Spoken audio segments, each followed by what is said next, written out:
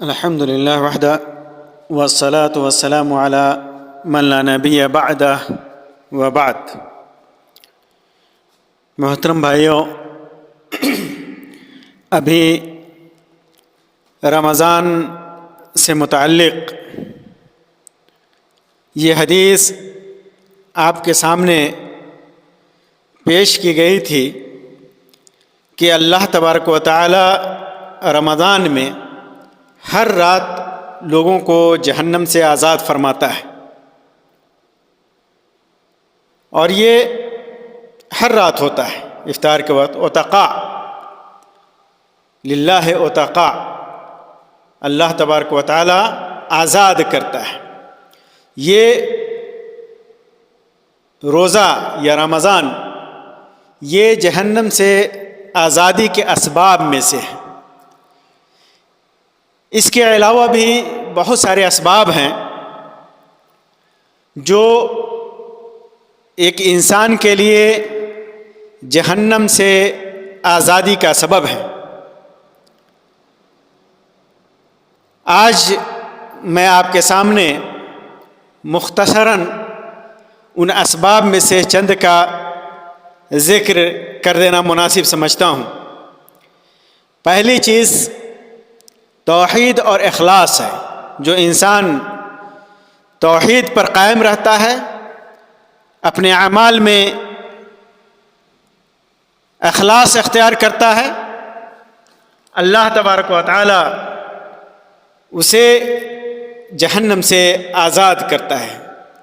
اللہ کے رسول صلی اللہ علیہ وسلم نے ارشاد فرمایا، اللہ تعالی نے اس شخص پر جہنم کو حرام کر دیا جو سچے دل سے اخلاص کے ساتھ لا الہ الا اللہ کہے اور اس سے اللہ تبارک و تعالی کی رضا چاہے۔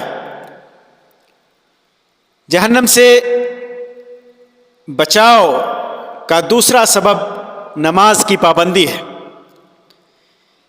حدیث میں ہے، اللہ کے رسول صلی اللہ علیہ وسلم نے ارشاد فرمایا کہ جو شخص 40 دن تک جماعت کے ساتھ نماز پڑھے اور اس میں بھی تکبیر اولا یعنی پہلی تکبیر پائے، تو اس کے لیے 2 براءتیں لکھ دی جاتی ہیں۔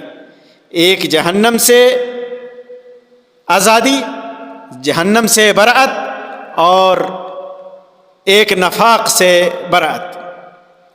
اسی طرح حدیث میں ہے کہ جو شخص سورج نکلنے سے پہلے یعنی فجر کی نماز اور سورج غروب ہونے سے پہلے یعنی عصر کی نماز پڑھے، وہ جہنم میں داخل نہیں ہوگا۔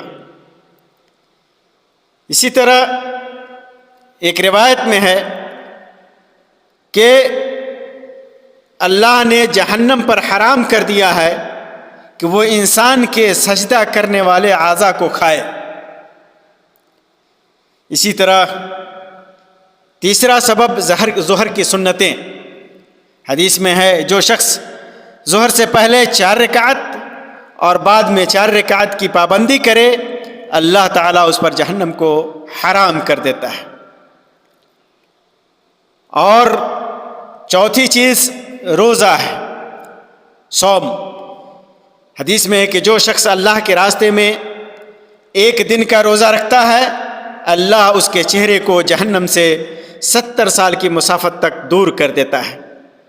اور ایک روایت میں ہے کہ روزہ ڈھال ہے، الصیام جنہ، روزہ ڈھال ہے جس کے ذریعے بندہ جہنم سے بچتا ہے۔ اور 5ویں چیز نرمی اور حسن اخلاق۔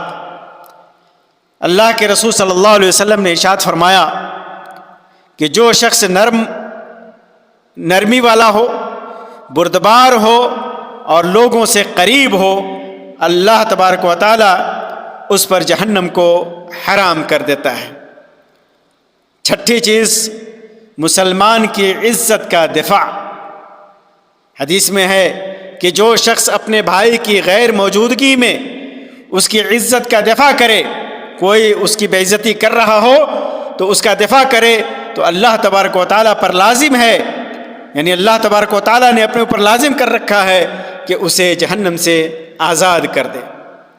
اسی طرح 7ویں چیز بیٹیوں اور بہنوں کی اچھی تربیت۔ حدیث میں ہے جس شخص کو بیٹیاں دی جائیں یا جو شخص بیٹیوں کے ذریعے آزمایا جائے اور وہ ان کے ساتھ اچھا سلوک کرے، وہ اس کے لیے جہنم سے بچاؤ کا ذریعہ بنیں گی۔ 8ویں چیز اللہ کے خوف سے رونا۔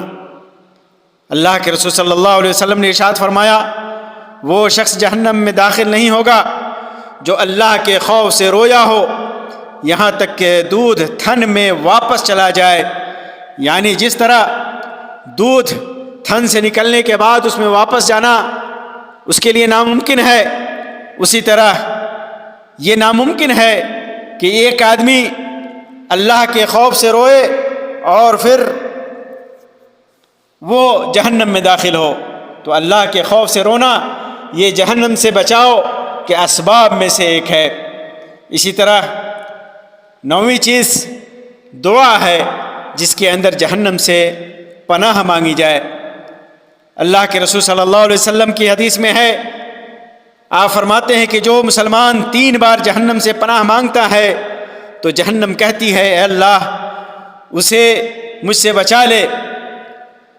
جب بندہ کہتا ہے اللہم اجرنی من النار، اللہم اجرنی من النار، اللہم اجرنی من النار، تو جہنم کہتی ہے کہ اے اللہ اسے مجھ سے بچا لے۔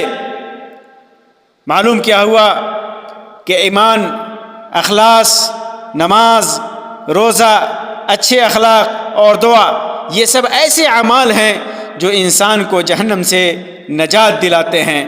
رمضان میں اللہ تبارک و تعالیٰ نے اپنے بندوں کو تو آزاد کیا ہی، لیکن رمضان کے بعد بھی جہنم سے آزادی کا راستہ اللہ تبارک و تعالیٰ نے اپنے مومن بندوں کے لیے کھلا رکھا ہے۔ چنانچہ یہ اعمال ایسے اعمال ہیں کہ بندہ اگر خلوص دل کے ساتھ انجام دے تو اللہ تبارک و تعالیٰ کی رحمت سے، اس کے کرم سے بندہ جہنم سے بچا رہتا ہے، جہنم سے آزادی پاتا ہے۔ اللہ تعالیٰ سے دعا ہے کہ اللہ تبارک و تعالیٰ ہمیں زیادہ سے زیادہ نیک اعمال کرنے کی توفیق عطا فرمائے۔ اللہ تبارک و تعالیٰ ہمیں جہنم سے آزادی نصیب فرمائے، ایسے اعمال کرنے کی توفیق عطا فرمائے جس سے جہنم سے آزادی ملتی ہو۔ آمین یا رب العالمین۔ وآخر دعوانا ان الحمد للہ رب العالمین، وصلی اللہ علی خیر خلقہ وسلم، والسلام علیکم ورحمۃ اللہ وبرکاتہ۔